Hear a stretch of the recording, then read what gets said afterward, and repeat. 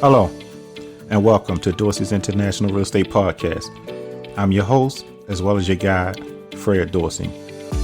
Please be sure to like, follow, and subscribe to @Dorsey's Realty on Facebook, LinkedIn, Instagram, YouTube. And you can even subscribe to our newsletter, which can be found on the web at dorseysrealty.com. Welcome back. This week, we're going to talk about what documents are necessary for a trust. Number 1, a trust agreement, trust instrument. The trust agreement is the foundation of your trust. It's the legal document that establishes the trust and outlines your assets and how they should be managed and distributed. Key components: name of the grantor, person setting up the trust, trustee, a person managing the trust, and beneficiaries, people who receive the assets. Instructions on how assets are distributed to the beneficiaries. Special instructions for managing real estate and other specific assets. Rules for the trust duration, including when the assets will be distributed, example, after the grantor's death or specific age for the beneficiaries. This document must be drafted carefully, often with the help of an attorney, to ensure its legal binding and reflects the grantor's intentions. Number 2, property deeds. For a trust that includes real estate, property deeds are crucial. These documents legally transfer ownership of the real estate from the grantor to the trust. Why is this important? If you don't formally transfer real estate into the trust, the property may not be covered by the trust, requiring it to go through the probate after the grantor's death. A quitclaim deed or warranty deed is typically used to transfer properties to the trust. Once the property is transferred to the trustee gains the authority to manage and sell the property according to the terms of the trust. Number 3, certification of trust. The certification of trust is a shorter version of the trust agreement. This document proves that the trust exists without revealing the sensitive details found in the full trust agreement. Uses: presented to financial institutes, banks, real estate agents to verify the trustee's authority to manage the trust estates. The document usually includes the name of the trust, the name of the trustees, and a description of the trustee's powers. It helps keep certain details private while still allowing business transactions. Number 4, schedule of assets. A schedule of assets lists all the assets that are being placed in the trust. This can include real estate, bank accounts, investments, personal property, and other valuable items. Why is it necessary? It provides a clear inventory of the assets under the trust's control.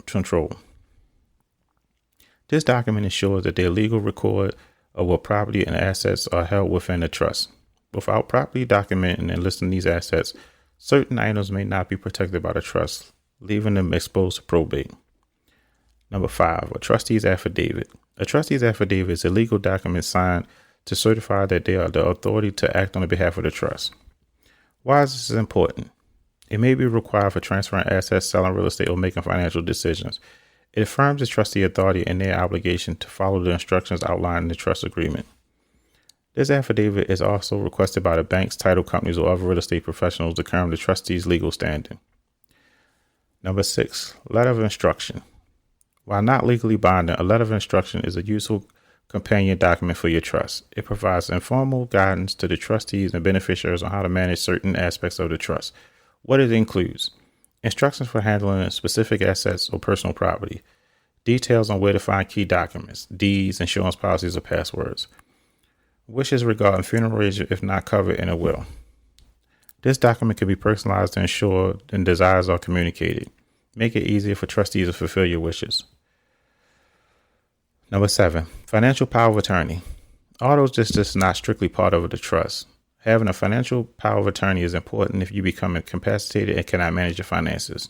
Purpose: it allows someone you trust, the agent, to manage your estate that might be held within the trust. This ensures financial decisions are made on your behalf when you're unable to do so. A well-prepared trust combined with financial power of attorney ensures your financial life is fully managed. And number 8, revocable trust amendment if needed. If you created a revocable trust, meaning you can make changes during your lifetime, you may need a trust amendment document. Purpose: it allows the grantor to modify or add to the trust agreement. This ensures that any change to the beneficiary's assets or instructions are legally binding. A trust reinstatement can also be used to rewrite the trust without creating an entirely new one. maintaining the same trust name and avoiding new transfers of property deeds.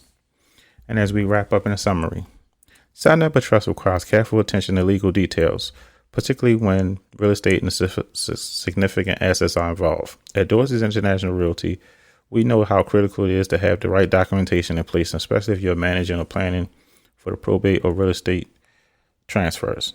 If you're considering establishing a trust or need assistance with real estate transaction involving trust, contact us. We'll ensure your property is handled with care and professionalism. And until next week.